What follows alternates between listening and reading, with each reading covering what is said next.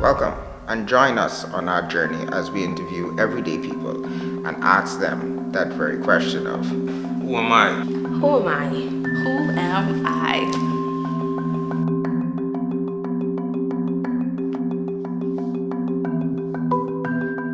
Who am I? My name is Sherwood Rahming. I am 31 and from Nassau, Bahamas. I'm a creative entrepreneur, so really a focus on music, but branches out because music is vast.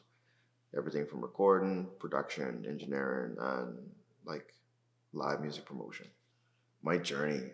I got into music in like 2011, late 2011 or so, and it was out of depression.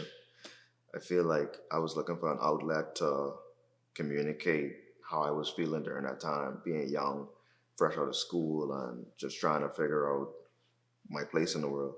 So I would do a lot of writing, which led to wanting to make music around that.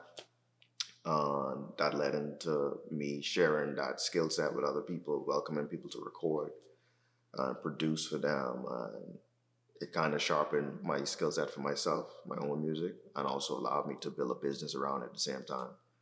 Ooh. Uh, Maybe it's hard to pick.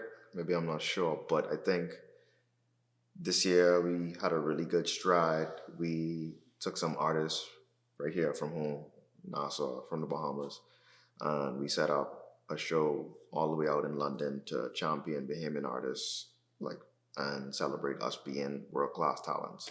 So it was a small show, but at the same time, it's the beginning of something beautiful. So I'd say being able to do our first international show, and not just for myself, but along with other artists from home, is maybe my biggest accomplishment so far.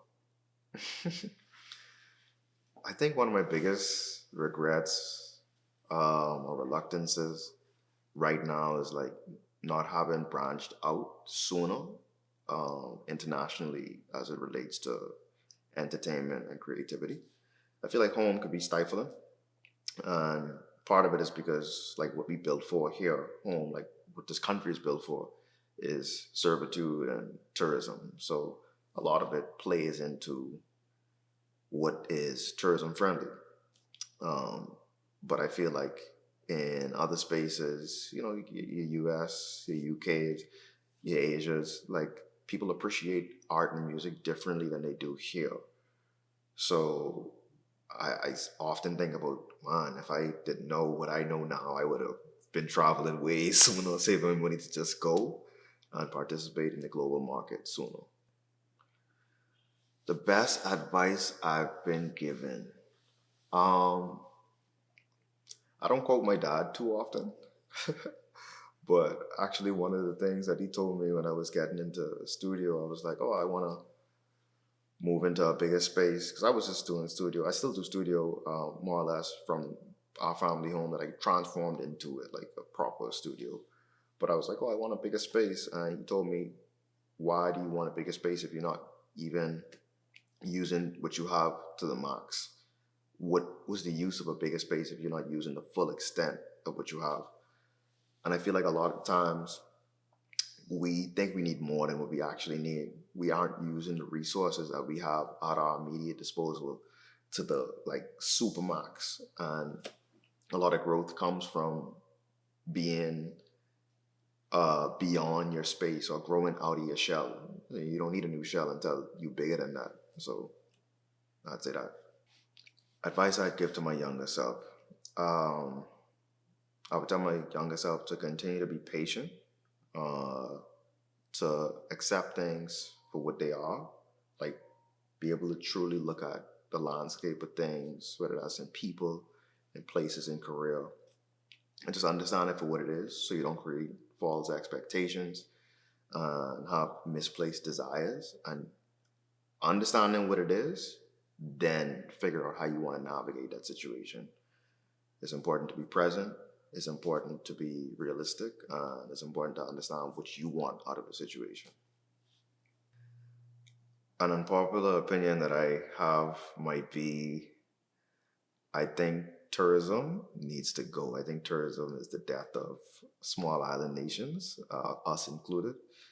And I know that's what we have our bread and butter on. but it's something about external dependency that, come on, like COVID showed us how fragile a system can be when we depend on more than 50% of anything from outside.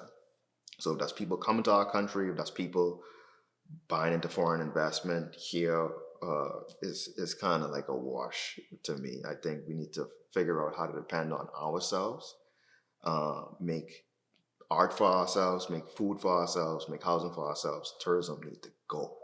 My favorite Bahamian music.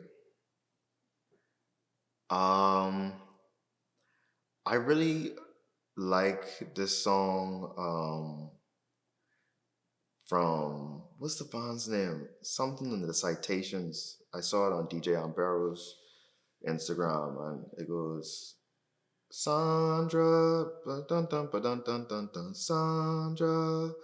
And he was showing how the Garland song sampled that. So I like a lot of the, I guess, sonics from that era of, like, I guess, Bahamian traditional music.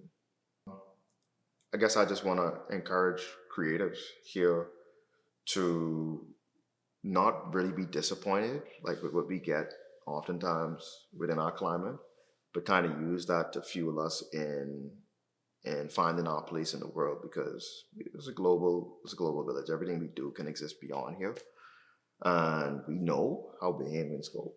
People like it. Bahamians like it after everybody else like it. So sometimes you gotta accept that and find your place in the world elsewhere, and then maybe you could come back home and celebrate with your brethren and show them what you do. But don't be disappointed over it. You could find me on the internet where you used to your internet stuff. So Instagram, Sherwood.Rahming. You could find my music on all streaming platforms if you're into that. A lot of people like This Planting as a song. Some people don't know that I sing that song. That's my song. It's a funny song. It's a cool song. And there's other music there too. So you could find my music on all streaming platforms. You could find me on the internet. If you like what you saw, hit that like button, hit the subscribe button, and join us on our journey as we create more content on our way to getting our first play button.